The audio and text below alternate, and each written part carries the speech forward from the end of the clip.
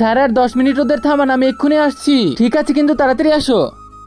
আরে বাবারে, আপনি ঠিক আছেন তো? তোকে তো আমি পরে দেখবো, এখন আমার লেট হয়েছে। আরে শুনুন, এই তোমার মেকআপ, আমিও দেখি তোমাকে চাকরিতে নেয় কে। কিন্তু স্যার আমার কথা তো শুনুন, আমাকে তো তোমার পছন্দ হয়েছে। দেখো, তুমি শুধু আমাকে ওই কথাটা বলে দাও, মজা করব। আমার চাকরি চলে গেছে আর ও মজা নিচ্ছে। আরে তোমাদের কোম্পানির লোকেরা নদী থেকে বালু উঠায়, ওদের তো সমুদ্র থেকে উঠানো উচিত। আরে তুমি এখানে আমাকে এই অবস্থায় রেখে তুমি অন্য কারোর সাথে আছো? আমি এমন কবে করলাম? বন্ধুরা, আল্লাহকে ভালোবাসলে একটি লাইক করে চ্যানেলটিকে সাবস্ক্রাইব করে দাও। কি করেছে তোমার সাথে? ও আমাকে ব্যবহার করেছে আর প্রেগনেন্ট করে দিয়েছে। না না, মিথ্যা বলছে। আমাকে ধরবে না, তোমার এই মুখ আর আমি দেখবোই না। তুমি তাড়াতাড়ি হসপিটালে চলে আসো, তুমি এখান থেকে যেতে পারো না। ভাগো তো তুমি। কি হয়েছে আমার ভাইয়ের?